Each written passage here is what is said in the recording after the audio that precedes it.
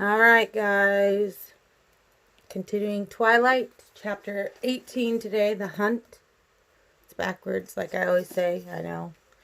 Alright, here we go. 18, The Hunt. They emerged one by one from the forest edge, ranging a dozen meters apart. The first male into the clearing fell back immediately, allowing the other male to take the front, orienting himself around the tall, dark-haired man in a manner that clearly displayed who led the pack. The third was a woman. From this distance, all I could see of her was that her hair was a startling shade of red. They closed ranks before they continued cautiously toward Edward's family, exhibiting the natural respect of a troop of predators as it encounters a larger, unfamiliar group of its own kind. As they approached, I could see how different they were from the Cullens. Their walk was cat-like, a gait that seemed constantly on the edge of shifting into a crouch. They dressed in the ordinary gear of backpackers, jeans and casual button-down shirts and heavy, weatherproof fabrics. The clothes were frayed, though, with wear, and they were barefoot. Both men had cropped hair, but the woman's brilliant orange hair was filled with leaves and debris from the woods. Their sharp eyes carefully took in the more polished, urban stance of Carlyle, who, flanked by Emmett and Jasper, stepped guardedly forward to meet them. Without any seeming communication between them, they each straightened into a more casual, erect bearing. The man in front was easily the most beautiful, his skin olive-toned beneath the typical pallor, his hair a glossy black. He was of a medium build, hard-muscled of course, but nothing next to Emmett's brawn.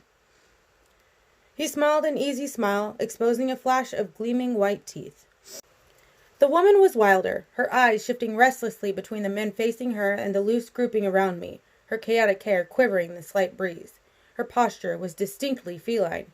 The second male hovered unobtrusively behind them, slighter than the leader, his light brown hair and regular features both nondescript. His eyes, though completely still, somehow seemed the most vigilant. Their eyes were different, too. Not the gold or black I had come to expect, but a deep burgundy color that was disturbing and sinister. The dark-haired man, still smiling, stepped toward Carlyle. "We thought we heard a game," he said in a relaxed voice with the slightest of French accents. "I'm Laurent. These are Victoria and James." He gestured to the vampires behind him. "I'm Carlyle. This is my family. Emmett and Jasper, Rosalie, Esme, and Alice, Edward and Bella." He pointed us out in groups, deliberately not calling attention to individuals. I felt a shock when he said my name. "Do you have room for a few more players?" Laurent asked sociably. Carlyle matched Laurent's friendly tone. "Actually, we were just finishing up, but we'd certainly be interested in another time. Are you planning to stay in the area for long?"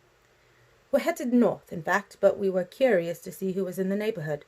We haven't run into any company in a long time." "No. This region is usually empty except for us and the occasional visitor like yourselves." The tense atmosphere had slowly subsided into a casual conversation. I guessed that Jasper was using his peculiar gift to control the situation. "What's your hunting range?" Laurent casually inquired. Carlyle ignored the assumption behind the inquiry. "The Olympic range here, up and down the coast ranges on occasion. We keep a permanent residence nearby. There's another permanent settlement like ours up near Denali." Laurent rocked back on his heels slightly. "Permanent? How do you manage that?" There was honest curiosity in his voice. "Why don't you come back to our home with us and we can talk comfortably?" Carlyle invited. "It's a rather long story."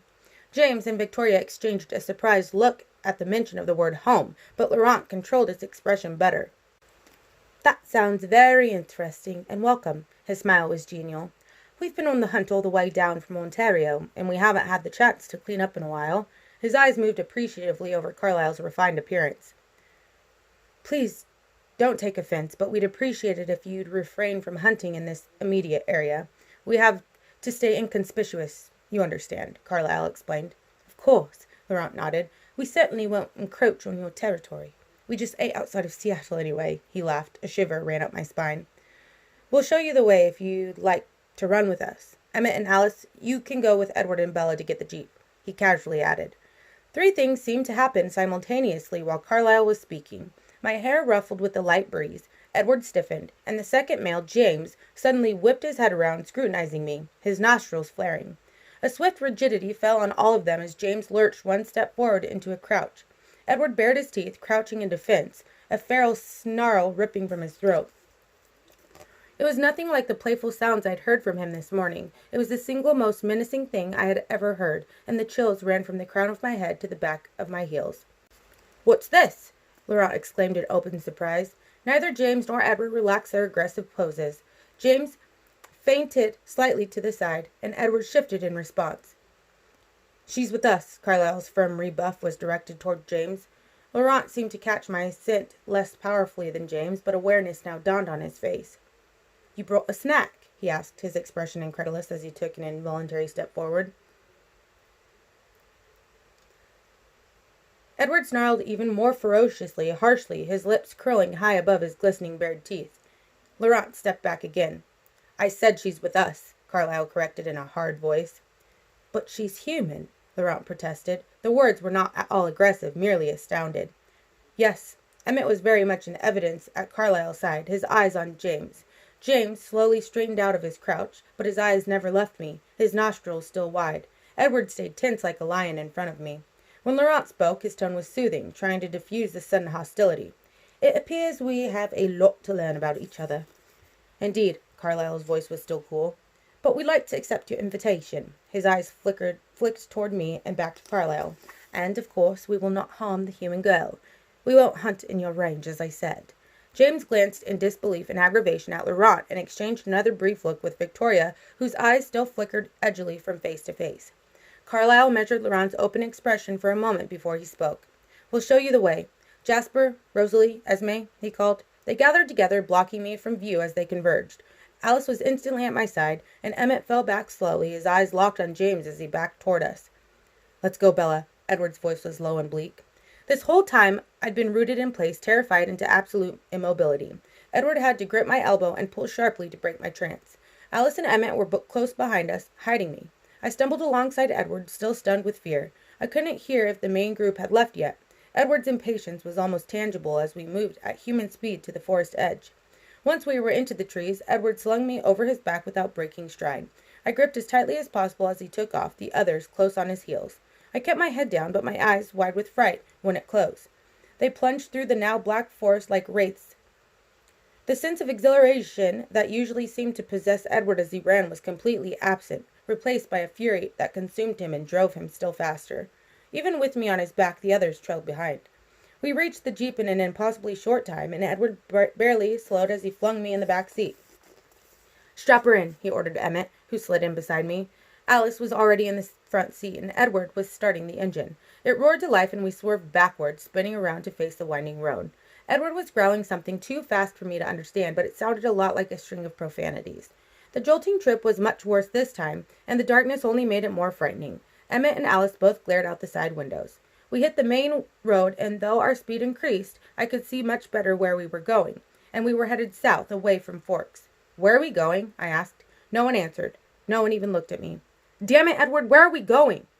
"We have to get you away from here. Far away, now." He didn't look back, his eyes on the road. The speedometer read 105 miles an hour. "Turn around! You have to take me home," I shouted. I struggled with the stupid harness, tearing at the straps. "Emmett," Edward said grimly. And Emmett secured my hands in his steely grasp. "No. Edward, no, you can't do this." "I have to, Bella. Now please be quiet." "I won't. You have to take me back. Charlie will call the FBI. They'll be all over your family. Carlyle and Esme. They'll have to leave, to hide forever." "Calm down, Bella." His voice was cold. "We've been there before." "Not over me, you don't. You're not ruining everything over me." I struggled violently with total futility. Alice spoke for the first time. "Edward, pull over." He flashed her a hard look and then sped up. "Edward, let's just talk this through."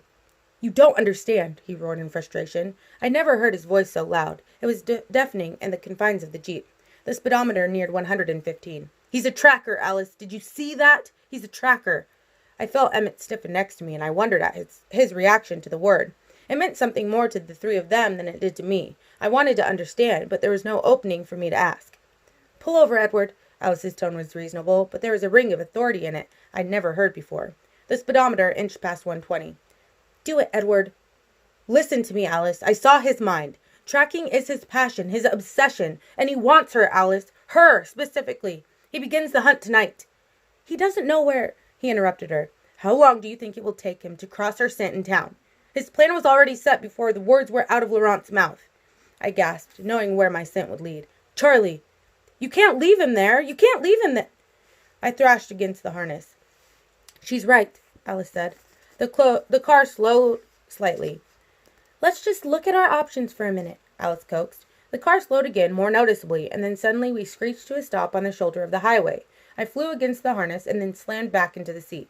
There are no options, Edward hissed. I'm not leaving Charlie, I yelled. He ignored me completely. We have to take her back. Emmett finally spoke. No, Edward was absolute. He's no match for us, Edward. He won't be able to touch her. He'll wait, Emmett smiled. I can wait too. You don't understand. Once he commits to a hunt, he's unshakable. We'd have to kill him. Emmett didn't seem upset by the idea. That's an option. And the female, she's with him. If it turns into a fight, the leader will go with them too. There are enough of us. There's another option, Alice said quietly. Edward turned on her in fury, his voice a blistering snarl. There is no other option. Emmett and I both stared at him in shock, but Alice seemed unsurprised. The silence lasted for a long minute as Edward and Alice stared each other down. I broke it. Does anyone want to hear my plan? No, Edward growled. Alice glared at him, finally provoked. Listen, I pleaded. You take me back. No, he interrupted. I glared at him and continued. You take me back. I tell my dad I want to go home to Phoenix. I pack my bags. We wait till this tracker is watching, and then we run. He'll follow us and leave Charlie alone. Charlie won't call the FBI on your family. Then you can take me any damn place you want. They stared at me, stunned. It's not a bad idea, really. Emmett's surprise was definitely an insult. It might work, and we simply can't leave her father unprotected. You know that, Alice said. Everyone looked at Edward. It's too dangerous. I don't want him within 100 miles of her. Emmett was supremely confident. Edward, he's not getting through us. Alice thought for a minute. I don't see him attacking. He'll try to wait for us to leave her alone. It won't take long for him to realize that's not going to happen. I demand that you take me home, I tried to sound firm. Edward pressed his fingers to his temples and squeezed his eyes shut. Please, I said in a much smaller voice. He didn't look up. When he spoke, his voice sounded worn. You're leaving tonight, whether the tracker sees or not. You tell Charlie that you can't stand another minute in Forks. Tell him whatever story works. Pack the first things your hands touch and then get in your truck. I don't care what he says to you. You have 15 minutes. Do you hear me? 15 minutes from the time you cross the doorstep. The Jeep rumbled to life and he spun us around, the tires squealing. The needle on the speedometer started to race up the dial. Emmett, I asked, looking pointedly at my hands. Oh, sorry. He let me loose. A few minutes passed in silence, other than the roar of the engine. Then Edward spoke again. This is how it's going to happen. When we get to the house, if the tracker is not there, I will walk her to the door. Then she has 15 minutes. He glared at me in the rearview mirror. Emmett, you take the outside of the house. Alice, you get the truck. I'll be inside as long as she is. After she's out, you two can take the Jeep home and tell Carlisle. No way, Emmett broke in. I'm with you. Think it through, Emmett. I don't know how long I'll be gone. Until we know how far this is going to go, I'm with you. Edward sighed. If the tracker is there, he continued grimly, we keep driving. We're going to make it there before him, Alice said confidently. Edward seemed to accept that. Whatever his problem with Alice was, he didn't doubt her now. What are we going to do with the Jeep? She asked. His voice had a hard edge. You're driving it home. No, I'm not, she said calmly. The unintelligible stream of profanities started again. We can't all fit in my truck, I whispered. Edward didn't appear to hear me. I think you should let me go alone, I said even more quietly. He heard that. Bella, please just do this my way, just this once, he said between clenched teeth. Listen, Charlie's not an imbecile, I protested. If you're not in town tomorrow, he's going to get suspicious. That's irrelevant. We'll make sure he's safe, and that's all that matters. Then what about this tracker? He saw the way you acted tonight. He's going to think you're with me wherever you are. Emmett looked at me, insultingly surprised again. Edward, listen to her, he urged. I think she's right. Yes, she is, Alice agreed. I can't do that, Edward's voice was icy. Emmett should stay too, I continued. He definitely got an eyeful of Emmett. What? Emmett turned on me. You'll get a better crack at him if you stay, Alice agreed. Edward stared at her incredulously. You think I should let her go alone? Of course not, Alice said. Jasper and I will take her. I can't do that, Edward repeated, but this time there was a trace of defeat in his voice. The logic was working on him. I tried to be persuasive. Hang out here for a week, I saw his expression in the mirror and amended. A few days. Let Charlie see you haven't kidnapped me, and lead this James on a wild goose chase. Make sure he's completely off my trail. Then come and meet me. Take a roundabout route, of course, and then Jasper and Alice can go home. I could see him beginning to consider it. Meet you where? Phoenix, of course. No, he'll hear that's where you're going, he said impatiently. And you'll make it look like that's a ruse, obviously. We'll know that he's listening. He'll never believe I'm actually going where I say I'm going. She's diabolical, Emmett chuckled. And if that doesn't work, there are several million people in Phoenix, I informed him. It's not that hard to find a phone book. I won't go home.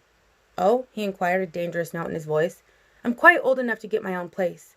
Edward, we'll be with her, Alice reminded him. What are you going to do in Phoenix? He asked her scathingly. Stay indoors. I kind of like it. Emmett was thinking about cornering James, no doubt.